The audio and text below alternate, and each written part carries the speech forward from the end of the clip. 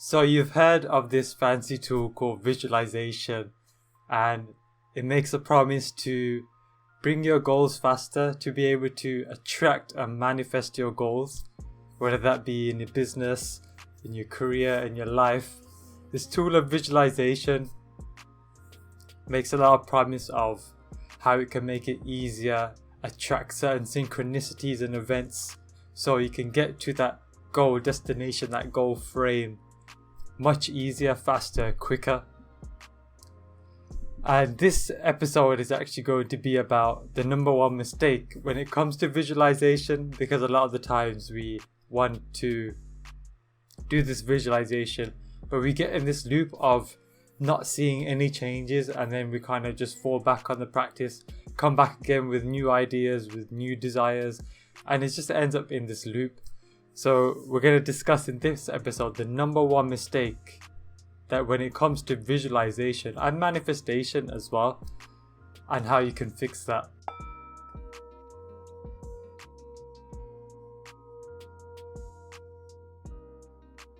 It's your host and meditation coach, Manvir, and in today's episode, the number one mistake when it comes to visualization. And so, the main mistake that happens in the law of attraction field is this whole this big energy of oh, you've got to visualize it, you gotta feel it, you gotta see the end result, you gotta see the end goal, and it's just hyped up quite a lot. It's like you have to maintain this high constantly, and obviously that high is a lot of the times unsustainable and short-lived. You'll start off in the morning, maybe you visualize in the morning, you get this high, you're like, okay, I'm gonna get to my goals, do my goals, an obstacle comes up and you just fall flat out, and you're get into the spiral, oh, my goal's never gonna come, oh this isn't for me. Or maybe you just start thinking that the original goal you wanted, it wasn't a heartfelt desire, or you may just lose passion in something you were passionate about. And this brings us to the number one mistake that's made when it comes to the law of attraction, visualization and manifestation, which is importance. What happens is, through the visualization of the end goal, we up the importance of the goal. And this creates what's called an excess potential. And to describe this is imagine a flat baseline, right? This is nature, this is reality in balance, just flat lying, going horizontal from left to right. And now you come in with this visualization, and which is fine, reality is okay, but then you start putting a big importance and attachment to it, and what happens is you create a big spike up, and this creates an excess potential. And excess potential just means more potential than what's the baseline, what's normal. And when you create this excess potential, because nature, if you look at reality, or if you go out and look at the park, nature balances itself out. If there's something that's up, nature will balance it out. I always see, we got the whole seasons, the 4 seasons acted. If it was summer all day, the grass would just burn and the grass would just die. So we have winter, we have autumn, etc. And so just like that, reality wants to balance itself out and bring this excess potential back to balance. And it can do that in 2 ways. It can give you your goal, which now that you've got the goal, the importance would disappear. Or 2, it could send you crashing down and not give you your goal. And the thing is, as well as nature and reality wanting to always be in balance and always in the act of balancing, it also has another principle where it uses the least effort possible. And so, what's less effort? For you to get your goal, or for you to just stay as you are? Because for you to have your goal, it means you have to become a completely different person. Otherwise you would have had the goal by now. And so reality finds it easier just to not give you your goal and make you, in a sense, come back to this loop where you're just like, oh, this is never going to happen, and brings the importance level down. And it's not that the goal was wrong or the goal was bad, but there was just this attachment and importance to it. And anytime you have excess importance, particularly for a goal, it signifies a feeling of lack within you. Maybe like a really, like you need it, like the scarcity mentality. And so obviously then nature is like, okay, this person is like, this importance is throwing everything off balance. Let's just remove this completely. And so you just end up in this, like I repeated before, like in this loop where it's like you kind of want to give up on the visualization, you stop visualizing, you think it doesn't work, and then later on you pick it up again and the same thing just happens. So how can we escape this visualization, this vicious cycle? How can we, reduce importance completely? And the first way is to deprogram. Now I mentioned, some of the reasons for importance is this inner lack, this inner scarcity. A lot of the times you want a goal because, it could be a business goal, a career goal, a personal goal, because you don't have it in the first place. And it's like, you feel like you need it. This could be, for example, with finances.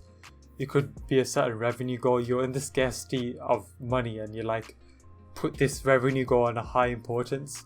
Or it could be to do with you as a person. Your self-esteem may be low. So now when you're going to this public speaking event that you're visualizing to be perfect, or not even public speaking, an interview, a job interview, could be anything.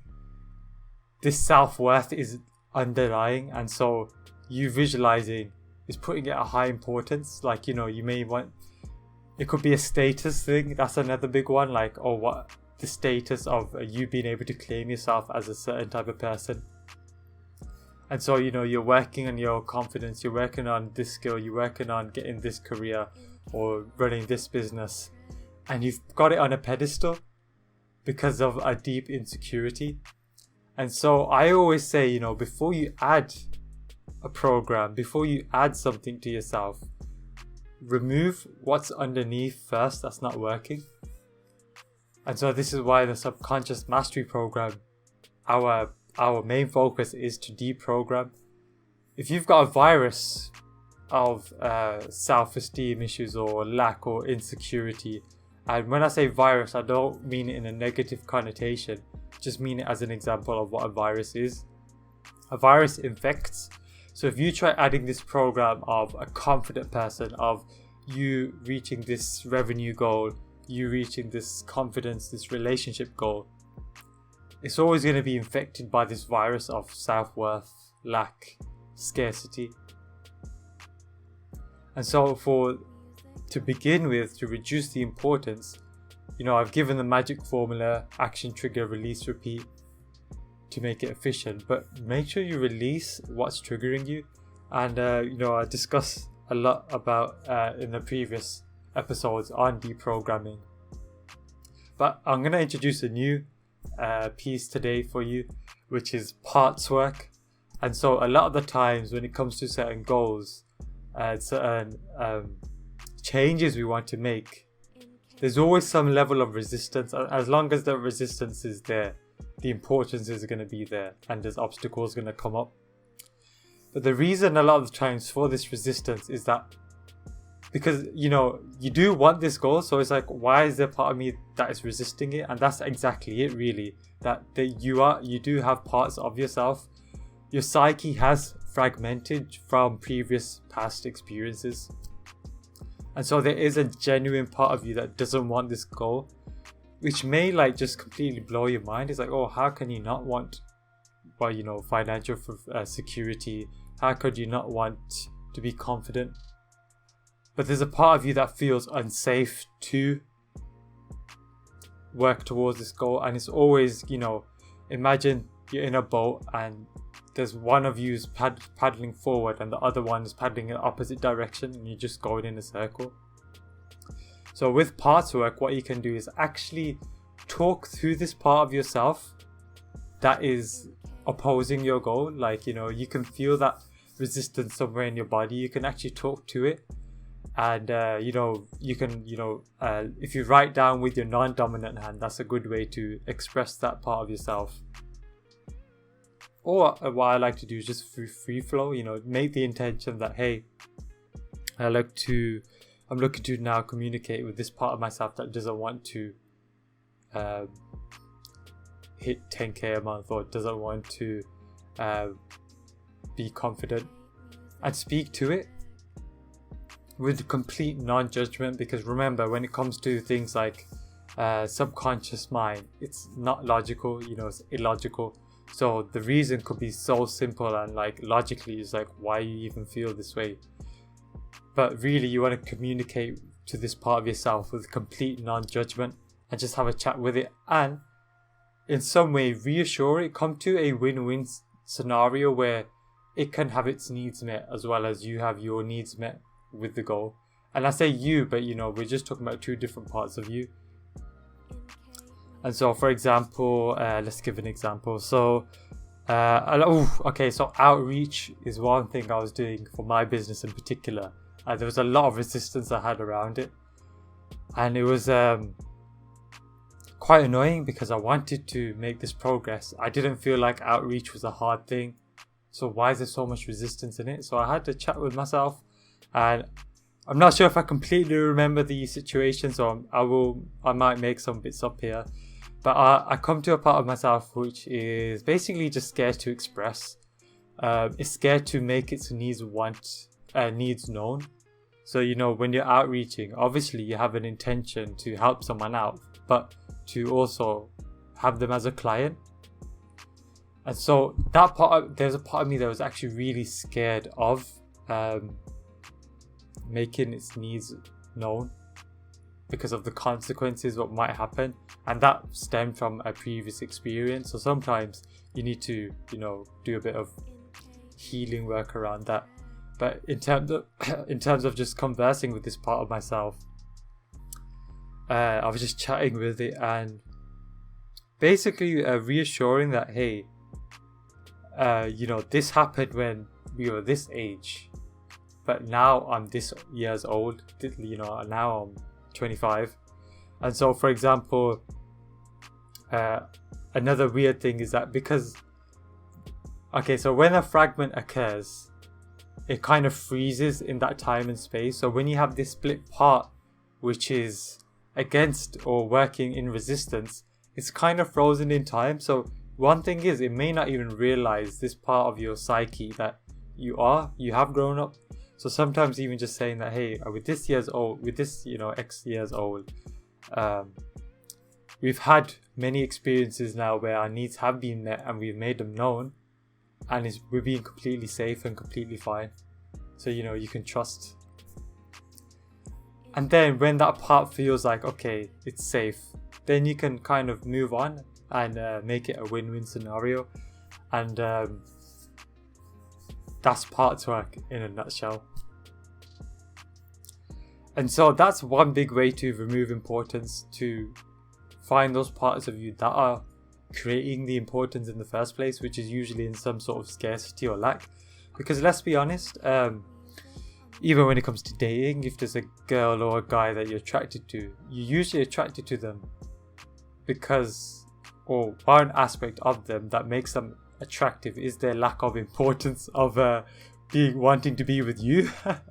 Like, you know, the best way to attract someone is not to be like a dog, like I want to be with, like, you know, just all up in their face. It's actually to not have them on a pedestal. It really is just about putting them off the pedestal. And so the next key to reducing importance is surrender and non-attachment. And the best way to reach a complete level of non-attachment and surrender is working your way up the levels of consciousness. And so for those that are unfamiliar with the levels of consciousness, it's a map created originally by David Hawkins, I believe, in a book called Power versus Force. And it's basically showing the levels of human consciousness and the highest levels you can achieve, which is what you see with a lot of the enlightened teachers. And so at the New Humanity School, which I'm also a part of, they really established practices and better insight on especially the higher levels of consciousness. And so what happens with these levels of consciousness, as you raise up, you begin to tap deeper into presence and your true nature and satisfaction from this present moment, fulfillment from this present moment. And so what happens is, as you work your way up the levels of consciousness, which is actually something we also touch on in the subconscious mastery program, more so towards the end.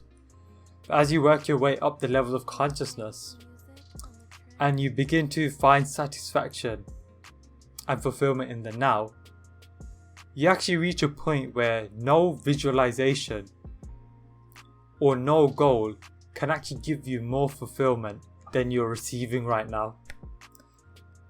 And going back to the attraction, the dating space, imagine what level of attraction you create for your goal, for your desire, when no matter how fanciful, how dreamlike it is, it won't be any more satisfying, or it can't be more satisfying as this present moment wherever you are right now.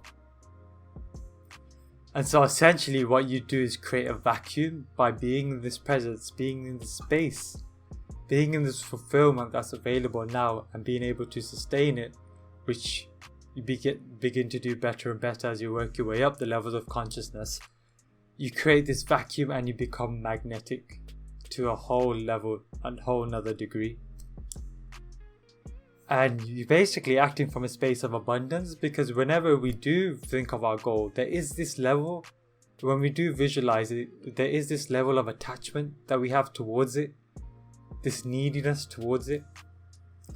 And so as you work your way up the levels of consciousness, especially to the more enlightenment levels where you begin to really disidentify from the ego and your personal self, you really create this huge vacuum of non-attachment to where you genuinely don't care of the goal. And weirdly enough, that's what makes it come to you faster. And another important point is that we get fixated a lot of the times on the goal, and in that fixation we narrow our perception. And when we narrow our perception and focus, and it's like, oh, I need to get this goal, we begin to shut ourselves up from the other opportunities, because this goal could just be a step for you to realize something greater that you want, or there could be an opportunity, but because you're so fixated on how the goal should look, you don't realize how you don't see this opportunity right in front of you, and how much easier it could make things, how much faster you could get to your result.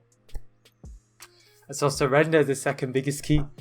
And then finally we got, and this is something you can apply right now, because, well, you can apply all of these right now, but the first two are more long-term actions you take that provide momentum for a long-term result. But one thing you can apply today is process visualization. Now, what do I mean by that? Okay, so a lot of the times our visualization is based on the goal, and whenever that's the case, it always produces some level of desire, which is equated to some level of, oh, I don't have this now and I want this now. Like, in the moment of visualizing, it feels great, but when you come out and you're back to your life, it dies down a bit, and you feel like, oh, like, here I am back into life, and it creates the opposite vibration to what you want to attract. So still do your goal visualization, but keep it to once or twice, like first thing in the morning or at night, and instead focus on process visualization, because the goal is the final frame, and at some degree it seems a bit far away, but when you do process visualization, you visualize the next frame. So for example, I want to go, meditating nation to a big brand, and so that end goal of what it looks like is quite far ahead. But what I can envision for now is my YouTube videos, for example, coming out great and getting loads of views, and my social media posts getting loads of views, and visualizing the outcome of the next step. And because it's the next step, it seems a lot more achievable right now, and so you open yourself to possibilities to get that next step done. And so let's say you got to make it easier, let's do a money goal, like you got a 100k goal, and so you break this down. You want to eventually get to 100k, so you're breaking down, okay, I need to get a 10k month, okay, let's break this down, I need to hit a 1k month, then a 2k month, and then so you visualize yourself hitting these months, hitting those individual revenue goals individually, and working your way up to the goal visualization. And this is a much speedier way to manifest, because the further away the goal vibration is to your current vibration, the longer the amount of time it's going to take through your visualization to match, because there's always a delay. However, when you visualize the next step, because it's only the next step, that frequency of, or that energy signature of the result of the next step is much closer than the energy signature you have right now. So with your visualization, it will make a lot of progress fast to meet that next process. And what happens when you become process focused is, one, you drop importance, and two, you're focusing on getting the process done faster. And when you do that, obviously your goal is going to come to you faster. And so process visualization is the third key. And so when you have your task or to-do list for the day, take a moment just to visualize that the end result of that task, or the task going well, just before. It's only like a lot of these visualizations, they only need to be 10 to 15 seconds for you to tap into the feeling. Spend like 10 seconds just visualizing the process, and even the day. You can, in the beginning of the day, when you know what you need to do, visualize it, spend 10-15 seconds. And I actually used to be so resistant to visualization. Even if you go to some of my old posts, I used to talk bad on it. But I always made the intention that saying that, hey, it's not about visualization being bad, but it's about, you removing the programs that don't serve you first, the traumas and the shadow work first. And so when I realized the mistake of importance, that's when I started to realize why I wasn't a fan of visualization, because there was always this loop of me visualizing, then facing my current reality, being dragged down by that, and then not wanting to visualize anymore because it would remind me of where I'm at. So then these keys really helped set the stage. And so that's it for this episode, and I trust this served you well. And please make sure you share this with someone that you feel could benefit, but also like, subscribe, and comment down below what you found most useful from this video, and what topic you'd like to see next. And just to recap, we talked about the number one mistake of visualization, which is importance. And we went through, how importance creates this excess potential, and how nature of reality wants to balance this out, and it's easier for it to balance it out by making you feel like you can't get the goal and throwing obstacles your way, versus getting you to your goal, because that goal vibration is much different to your vibration as it is now. And so to reduce importance, we went through 3 keys. The first is deprogramming. the reason why the importance is there in the first place a lot of the time is there's parts of us that are feeling a sense of lack, insecurity, and we want this goal to, in a sense, fix that so we don't have to feel this anxiety anymore. But if you resolve the anxiety first, the importance gets eliminated. And we also went over parts work, which you can use again from, this is another tool from I got from TealSwan, but it's used extensively, where you can actually speak to this part of you that kind of is in resistance to your goal, or that might be have that part of you that is anxious. And so the next step was surrender and non-attachment, and how when you find the fulfillment in this present moment, and it can't be matched by any goal that you can visualize, because wherever you go, there you are.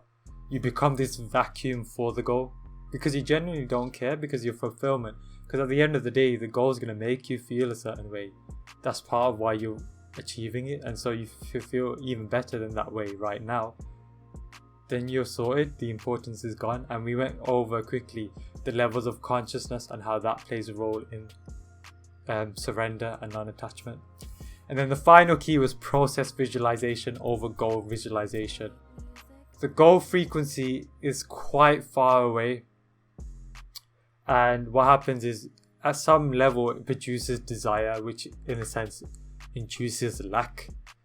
So when you focus on process visualization in conjunction with goal visualization, it's like a cheat code, because the next, when you focus on processing on achieving the next step, that next step is a much closer frequency to you than you are right now, than the goal is. And so it will manifest much quicker, and it will produce a better ROI from your visualization. And also, if you don't know what the next step is, you don't know the process, then you should just keep visualizing the goal. My words are a bit slurred now. I've never had a podcast this long. Visualizing the goal, and then eventually a process will show up, and once that process shows up, then visualize that process in conjunction with the goal. And so with the deprogramming, with the surrender, and working your way up the levels of consciousness, if this is something you would love assistance with, and you see how in your life, in your business, you've probably hit a barrier because of importance, and you're self-sabotaging because of importance, keeping you stuck at a certain revenue goal, a certain business level, certain career or work level, and you'd like some support with that, then I invite you to jump on a free consult where we dive into what's going on, what's the obstacle, and where you want to go, and what can we do to get you there. And so this is completely free, no charge, so take advantage of it. And other than that, it's your host and meditation coach Manvir signing out on another episode and wishing you a wonderful day.